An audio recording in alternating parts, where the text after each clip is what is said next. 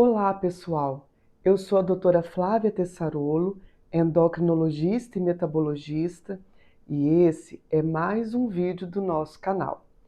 Antes da gente começar o nosso assunto de hoje, não posso me esquecer de pedir para você já se inscrever no canal, se você ainda não é inscrito, e ativar as notificações. Assim você não perde nenhum conteúdo que vem por aí. E se você ainda não me segue nas outras redes sociais, eu vou deixar na descrição o link delas e também o WhatsApp do consultório caso você precise. Combinado? Então vamos ao nosso vídeo de hoje. A gente vai falar sobre os problemas de tireoide que afetam a saúde da mulher. Como que a tireoide pode afetar a nossa saúde? E esse tema foi pensado porque nós estamos em março, o mês do Dia Internacional da Mulher. E antes de mais nada, eu quero parabenizar a todas nós mulheres que lutamos aí nosso dia a dia com muita garra, muita força, muita determinação e dedicação. É um dia que o mundo inteiro debate, discute as diferenças que ainda existem e os preconceitos que ainda existem em relação a nós mulheres, mas a gente pode ser o que a gente quiser, chegar aonde a gente quiser, ocupar o cargo que a gente quiser, porque a gente tem capacidade para isso, e que essa lembrança não fique só no dia 8 de março, mas em todos os dias da nossa vida, certo? Então vamos começar o nosso assunto de hoje. Primeiro, eu quero mostrar para vocês a tireoide. Quem nunca viu, aqui eu tenho um modelo de tireoide, um modelo anatômico que eu uso lá no consultório para explicar para os pacientes. A tireoide é essa glândulazinha no formato de uma borboleta, também tem o formato de um escudo. Aliás, o nome tireoide vem da palavra escudo. Tíreo significa escudo, oide em forma de. Ela fica localizada aqui nessa região, no pescoço, abaixo do pomo de Adão, que é o famoso gogó. E por que que a tireoide é super importante? Porque ela produz dois hormônios, o T3 e o T4, e esses hormônios influenciam todos os sistemas do nosso corpo, inclusive o nosso metabolismo. E as disfunções da tireoide são o hipotireoidismo, quando a tireoide produz pouco hormônio, e o hipertireoidismo, que é quando a tireoide produz muito hormônio. E tanto o hipo quanto o hipertireoidismo podem impactar a mulher em todas as fases da vida dela, desde crianças e adolescentes, afetando crescimento, desenvolvimento, puberdade, até a mulher em idade reprodutiva, na menopausa, período pós-menopausa e até as mulheres idosas podem ser comprometidas. Então, como que a tireoide vai comprometer a saúde da mulher? Primeiro, a gente vai falar sobre menstruação. A tireoide, as disfunções de tireoide podem alterar o ciclo menstrual. Como? Primeiro, um conceito importante: o que é considerado um ciclo menstrual normal? É aquele que tem um intervalo entre 21 e 35 dias. Se ele é muito curto, com menos de 21 dias, ou muito longo, com mais de 35 dias, a gente tem que avaliar porque pode estar acontecendo algum problema com essa mulher. A gente também precisa avaliar a duração do fluxo menstrual e a quantidade do ciclo do fluxo menstrual. Existem características individuais para cada mulher, mas a gente não pode ter um fluxo muito grande, uma duração muito longa. E a gente observa nas disfunções da tireoide, muitas vezes ocorrem ciclos menstruais com menos de 21 dias, com volume menor, ou ciclos com mais de 35 dias, com volume muito grande. Muitas vezes, as mulheres com alterações da função da tireoide podem ter o que a gente chama de amenorreia, que é a falta de menstruação por 3 ciclos consecutivos. E por que isso acontece? Porque tanto o hipo quanto o hipertireoidismo afetam a função do ovário, atrapalhando os hormônios do ciclo menstrual e atrapalham a ovulação. Então, muitas vezes a gente tem no hipo e no hipertireoidismo aquele ovário cheio de microcistos, porque é um ovário que tentou ovular, mas não conseguiu. E aí a mulher fica sem menstruar por muitos meses, procura o médico, às vezes faz um ultrassom e tem o diagnóstico de síndrome de ovário policístico. E eu vou abrir aqui um parênteses sobre esse diagnóstico de síndrome de ovário policístico. A gente sabe que essa condição é um diagnóstico de exclusão. O que significa isso? Eu preciso excluir as alterações hormonais que podem imitar um ovário policístico para a gente dizer que a mulher tem síndrome do ovário policístico. E na lista de condições que precisamos excluir estão as disfunções de tireoide, certo? Então, fez um ultrassom, viu que tem imagem de ovário policístico, não necessariamente você tem a síndrome dos ovários policísticos. Falando nisso, de ovulação, a gente já percebe que se a mulher não ovula direito, quando tem hipo ou hipertireoidismo, ela pode ter o quê? Infertilidade. Inclusive, as alterações de tireoide no homem também podem levar à infertilidade. Então, diante de um casal infértil, a gente precisa avaliar a função da tireoide do casal. E agora a gente vai falar sobre a gestação. A tireoide é super importante na gestação. A função da tireoide, a tireoide precisa trabalhar mais na gestação, ela é requisitada mais na gestação, porque no primeiro trimestre a tireoide do neném ainda está em formação e eu só vou ter uma tireoide do feto formada e funcionando adequadamente para suprir as necessidades dele por volta de 20 semanas de gestação. Então, quando a gente engravida, a nossa tireoide tem que trabalhar mais. Mais quanto? 25, 50% mais. Então, é super importante a avaliação da função da tireoide nas gestantes. E aí a gente tem duas situações: aquela gestante que nunca teve problema de tireoide e a gestante que já tem um problema de tireoide. Então, vamos primeiro falar daquela que engravidou e que não tem problema de tireoide. O exame que avalia a função da tireoide precisa ser incluído no pré-natal, logo no primeiro trimestre.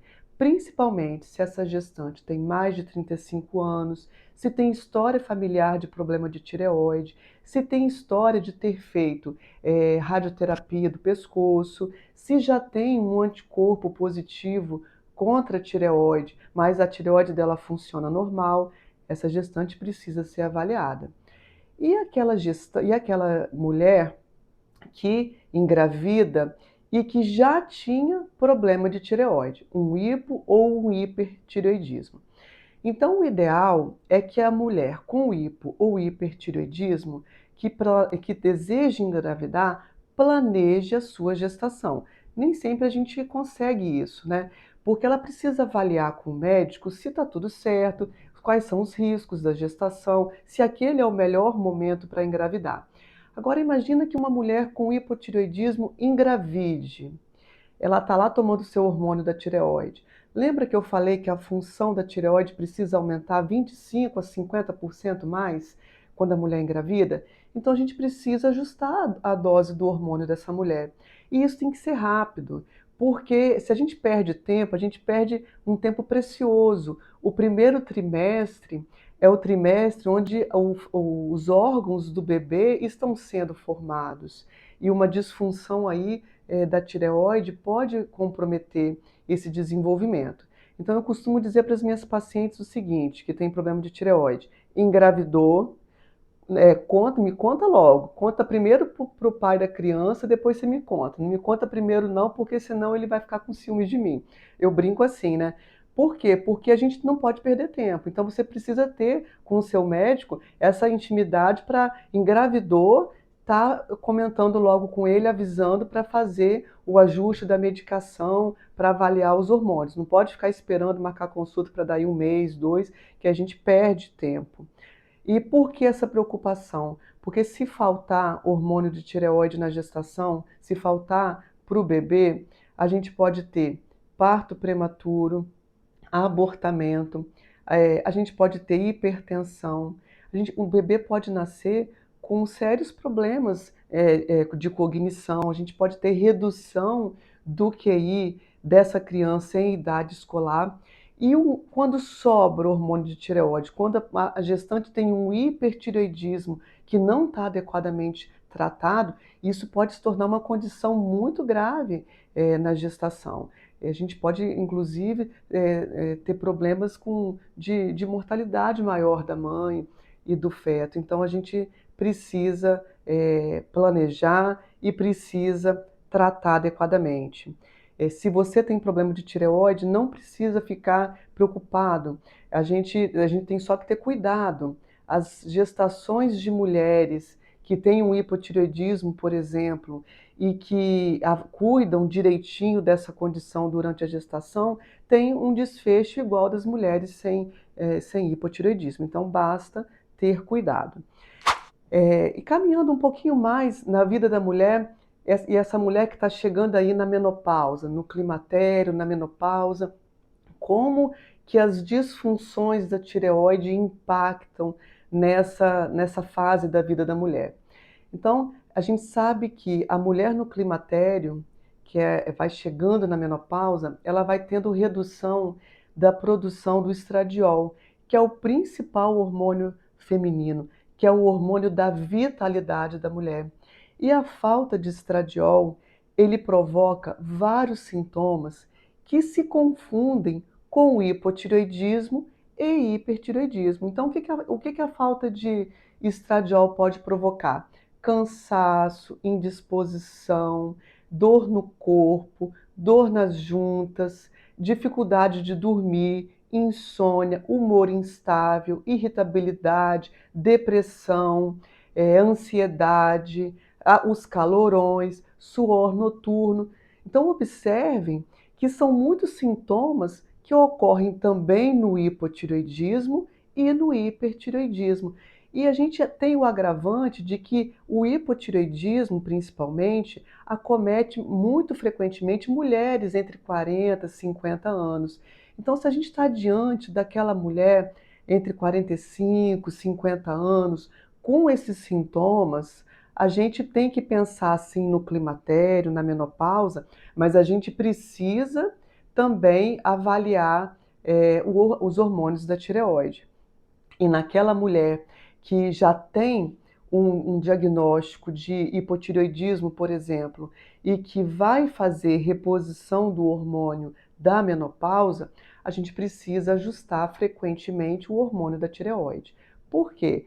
Porque situações como uso de anticoncepcional, reposição hormonal da menopausa com estradiol, gestação, são situações que aumentam a necessidade do hormônio da tireoide. E caminhando mais um pouquinho na vida da mulher, a gente tem aquela mulher idosa. Então, no idoso, a gente tem que pensar que o hipotireoidismo ele se manifesta de uma maneira mais sutil. Então, às vezes, a gente não precisa ficar esperando essa mulher idosa ter os sintomas de queda de cabelo, cansaço. Às vezes, no idoso, a manifestação é depressão, é apatia, ou no caso do hipertireoidismo, uma arritmia cardíaca, por exemplo.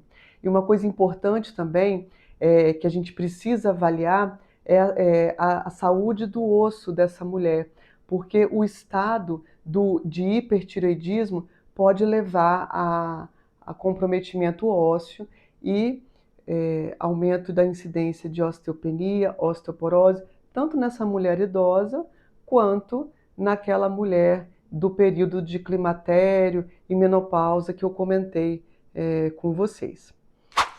E o que a gente pode fazer para proteger a saúde da nossa tireoide?